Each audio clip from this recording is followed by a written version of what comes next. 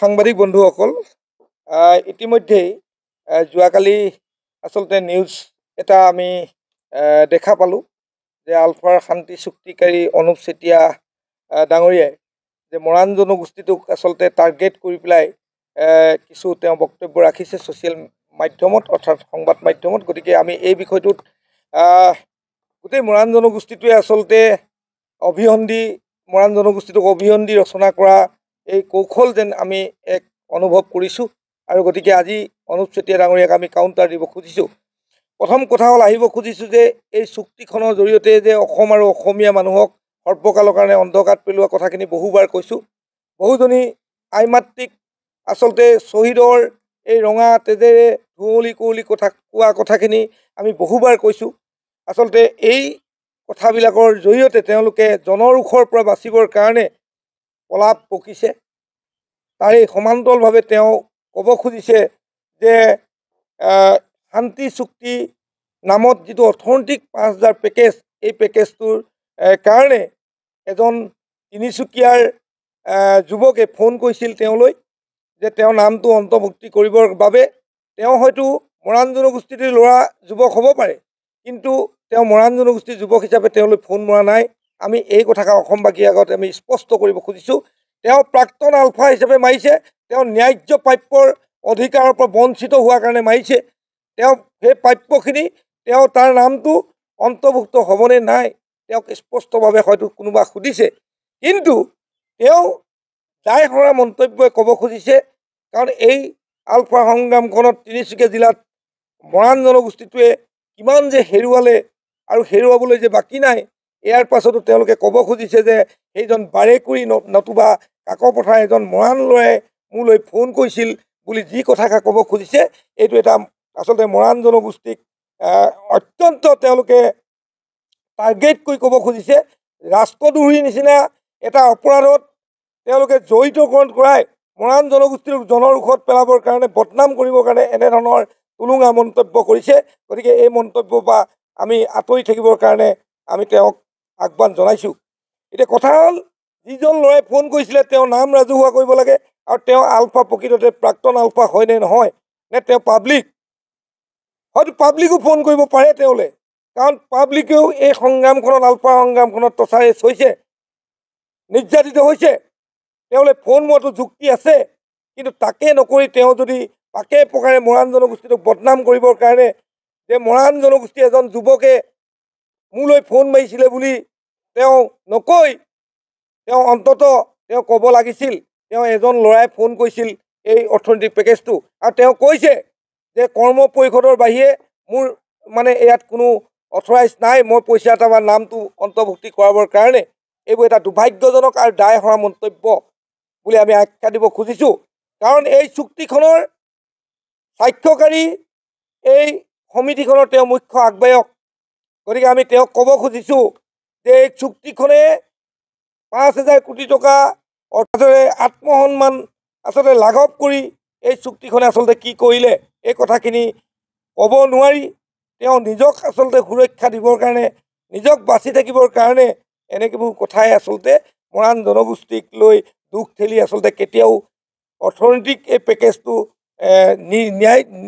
যিসকল নিৰ্যাতিতসকলে বঞ্চিত হ'ব তাৰ পৰা কিন্তু বাচি থাকিব নোৱাৰে, এই কথাকে আমি আজি ক'ব খুজিছোঁ। ইয়াত প্ৰত্যেকটো মৰাণ জনগোষ্ঠীটোৰ দল সংগঠন বা মৰাণ জনগোষ্ঠীৰ সচেতন ব্যক্তিয়ে অনুপ চেতিয়াক ক'ব লাগে যে আচলতে মৰাণ যুৱক হিচাপে অনুপ চেতিয়ালৈ কোনো এজনে আজি চাগে পইচা বিচৰা উদাহৰণ নাই। তেনেস্থলত তেওঁ মৰাণ জনগোষ্ঠীটোক মৰাণ যুৱক বুলি তাৎসল্য কৰা এই অধিকাৰ কিন্তু অনুপ চেতিয়াৰ নাই। গতিকে এই কথাখিনিও আজি মাধ্যমৰ জৰিয়তে আমি ক'ব খুজিছোঁ। আৰু এটা কথা ক'ব খুজিছোঁ যে হাজাৰ যুৱক যুৱতীয়ে আচলতে তেওঁলোকক আজি স্বাধীনতাৰ এই অলিক সপোন দেখুৱাই তেওঁলোকে শ্বহীদ বৰণ কৰোৱাই তেওঁলোকে অন্ততঃ ক'ব লাগিছিল, লাজ কৰিব লাগিছিল যে এই অৰ্থনৈতিক পেকেজটো কোনে পাব নাপায় এইটো মোৰ ওচৰত অধিকাৰ নাই বুলি ক'বৰ কাৰণে। চহী কোনে মাৰিছে? অসমৰ পাব্লিকে চহী মাৰিছে নেকি এই চুক্তিখনত? গতিকে এই নিৰ্লজ্জ কাণ্ডবিলাকৰ পৰা অন্ততঃ আঁতৰি থাকিবৰ কাৰণে আমি আহ্বান জনাইছোঁ। আৰু তাৰ পাছত তেওঁ ক'ব খুজিছে যে যোৱা এই দুদিনত 15 আগষ্টৰ পৰিপ্ৰেক্ষিতত আলফাই য'ত বোমা সংস্থাপন কৰা বিষয়টোৱে এটা তুংগত উঠি আছে, অসমৰ বিভিন্ন তুংগত মানে ৰাইজত তুংগত উঠি আছে, এই বিষয়টো কিন্তু তেওঁ নিজেই সংবাদ মাধ্যমৰ আগত স্বীকাৰোক্তি কৰিছে যে পৰেশ বুঢ়া ডাঙৰীয়াই বোমা অসমৰ বিভিন্ন স্থানত সংস্থাপন কৰা দিশটো তেওঁৰ লগত বহুবাৰ অৰ্থাৎ 10 বাৰ বাৰ্তালাপ কৰিছে। গতিকে আমি এটা দাবী কৰিব খুজিছোঁ যে বোমা সংস্থাপনটো কৰাৰ এই গোটেই পৰিকল্পনাটো অনুপ চেতিয়া আছিল নেকি? যদি এজনী সৰু ছোৱালীয়ে যদি এটা কবিতা লিখোঁতে ৰাষ্ট্ৰদ্ৰোহৰ অপৰাধত জেল হাজতলৈ যাব পাৰে, তেনেহ'লে বোমা সংস্কৃত এনেকুৱা এটা স্পৰ্শকাতৰ বিষয় 10 বাৰ টেলিফোনত কথা পতাটোৰ কাৰণে অনুপ চেতিয়াক কেতিয়া ভাৰত চৰকাৰ আৰু অসম চৰকাৰে ৰাষ্ট্ৰদ্ৰোহৰ অপৰাধত জেল হাজতলৈ প্ৰেৰণ কৰিব, এই কথাষাৰ অসম চৰকাৰক আমি দাবী জনাব খুজিছোঁ। গতিকে এই কথাবিলাক আছে, চালে বেয়ে কোবোৱা কথাৰে আচলতে অসমীয়া মানুহক বিভ্ৰান্তি কৰা, অস্বস্তিত পেলোৱা, বিভূতিত পেলোৱা এই কথাবিলাকে আচলতে কেতিয়াও অসমীয়া মানুহক কেতিয়াও আচলতে ভাৱ ম্লান কৰিব নোৱাৰে। এই কথাখিনি আজি সংবাদ মাধ্যমৰ জৰিয়তে আমি ক'ব খুজিছোঁ। বাৰে বাৰে তেওঁলোকে আচলতে ক'ব খুজিছে যে মৰাণ জনগোষ্ঠীৰ মানুহক তাকে প্ৰকাৰে আচলতে আলফাৰ এই গোচৰত আজি যিখিনি ল'ৰাই আজি আলফাৰ জন্মলগ্নৰ পৰা অসমীয়া জাতিৰ সমান্তৰালভাৱে মৰাণ জনগোষ্ঠীটোৱে আজি ভুগিলে, এই কথাখিনি কিন্তু মৰাণ জনগোষ্ঠীৰ প্ৰত্যেকজন মানুহে আজি তাৰ দুখৰ বেদনা পাহৰি যোৱা নাই। তাৰ পাছতো অনুপ চেতিয়াই মৰাণ জনগোষ্ঠীটোক এনেকৈ অভিসন্ধি কৰি টাৰ্গেট কৰি এনেকুৱাকৈ মৰাণ জনগোষ্ঠীটোক হলঠেকত পেলাই এনে কথা অবাঞ্ছিত আচলতে মন্তব্য কোৱাটো কোনো এজন সচেতন মৰাণ মানুহে কিন্তু ইয়াক গ্ৰহণযোগ্য হিচাপে নলয় আৰু পৰৱৰ্তী সময়ত এনে মন্তব্য উঠাই ল'বৰ কাৰণে আমি দাবী জনাইছোঁ। যদি তেওঁ স্পষ্টকৈ এই কথাষাৰ উঠাই নলয়, তেনেহ'লে আমি প্ৰত্যেকখন মৰাণ জনগোষ্ঠীৰ গাঁৱত এই কথাবিলাক আলোচনা হ'ব। পৰৱৰ্তী পৰ্যায়ত কিন্তু মৰাণ মানুহে আজি এই যুদ্ধবিৰতি এই চুক্তিকাৰীসকলৰ ওপৰত এক কঠোৰ সিদ্ধান্ত ল'বলৈ বাধ্য হ'ব। তেওঁলোকে বিভিন্ন প্ৰকাৰে আৰু তেওঁ ক'ব খুজিছে যে বিভিন্ন সময়ত তেওঁ বাৰে বাৰে কৈ আছে যে তেওঁ ঘৰত বোমা সংস্থাপন কৰা কথাখিনিয়ে এটা কথাই আচলতে ৰাইজক বুজাই দিব খুজিছে যে তেওঁ ব্যক্তিগত দেহৰক্ষী বৃদ্ধি কৰাৰ কাৰণে এনেকুৱাবিলাক প্ৰলাপ বকিছে। ভাৰত চৰকাৰ আৰু অসম চৰকাৰৰ এটা চোৱাংচোৱা শক্তিশালী বাহিনী থকাৰ পাছত অনুপ চেতিয়াই নিজেই ক'ব নালাগে যে আচলতে মোৰ বাৰীত মোৰ ঘৰৰ আগত বোমা সংস্থাপন কৰি মোক কিবা পৰিকল্পনা কৰিছে, তাতো আচলতে তেওঁ সন্দেহৰ আঙুলিটো আহিছে তিনিচুকীয়াৰ মৰাণ জনগোষ্ঠীলৈ। এনে অবান্তৰ কথাবিলাকৰ পৰা বিৰত থাকিবৰ কাৰণে আমি আহ্বান জনাইছোঁ। গতিকে যিকোনো পৰিস্থিতিৰ বিনিময়ত আমি আকৌ কৈছোঁ, প্ৰয়োজন হ'লে অসমত এটা দিনত ৰাইচ মেল হ'ব, তেওঁলোকে তাত উত্তৰ দিব লাগিব অসমৰ খিলঞ্জীয়া জনগণক। জাতীয় অস্তিত্ব সংকটত আচলতে তেওঁলোকে যিখন চুক্তি অন্ধকাৰ থৈ কৰিলে তাৰ উত্তৰ কিন্তু এটা এটা আখৰে, এটা এটা শব্দৰে, এটা এটা বাক্যই তেওঁলোকে উত্তৰ দিব লাগিব। এইবোৰ কথাৰে আচলতে অসমীয়া মানুহক কেতিয়াও আচলতে অস্বস্তিত পেলাব নোৱাৰে। গতিকে আমি নিশ্চিতভাৱে আজি এই কথাখিনি আমি ক'ব খুজিছোঁ। গতিকে আৰু তেওঁ এটা কথা আৰু সংবাদ মাধ্যমৰ উল্লেখ কৰিছে যে আলফালৈ তেওঁৰ বিৰুদ্ধে এখন চিঠি দিয়া বুলি তিনিচুকীয়া জিলাৰ পৰা তেওঁ এই কথাষাৰ কৈছে। গতিকে আমি আলফাৰ সেনাধ্যক্ষ পৰেশ বুঢ়া মহাশয়কো আমি আহ্বান জনাইছোঁ, এই চিঠিখন আচলতে কোনে দিছিল, এই চিঠিখনো ৰাজহুৱা কৰিবৰ কাৰণে আমি আহ্বান জনাইছোঁ, আমি অনুৰোধ কৰিছোঁ। গতিকে এনেকৈ ধৰণে বিভ্ৰান্তিমূলক কথা কৈ আচলতে যিহকে হকে বিহকে কথা কোৱাটো আচলতে কেতিয়াও উচিত নহয়।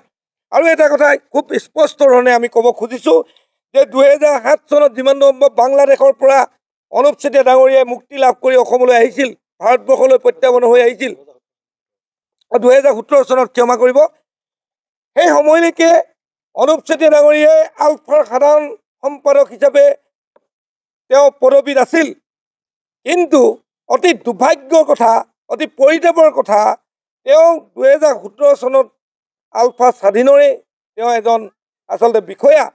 তাৰপাছত আজি টকাৰ খকত মতলীয়ান হৈ তেওঁ সাধাৰণ সদস্য এটাই যদি ফোন কৰে, তেওঁ সোধে তুমি আলফা স্বাধীনৰ নে আলফাৰ?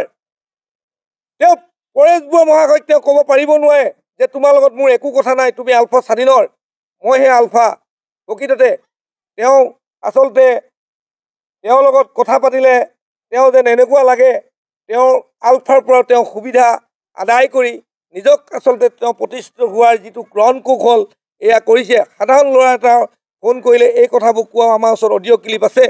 কেছ এটা লৈ পেলাই যদি পৰামৰ্শ বিচাৰে, কেতিয়াবা সহায় সহযোগিতা বিচাৰে, তেতিয়া কোন চাটতে তেওঁ সোধে তুমি আলফাৰ নে তুমি স্বাধীনৰ?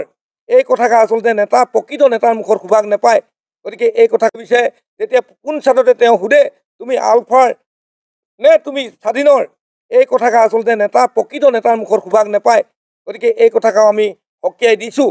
প্ৰকৃত নেতা হিচাপে অন্ততঃ বাট বুলিবৰ কাৰণে তেওঁ চেষ্টা কৰক। তেওঁ অধ্যয়নৰ অভাৱ, তেওঁ টকাৰ আচলতে তেওঁ সপোন দেখিছে, টকাৰ টোপোলা।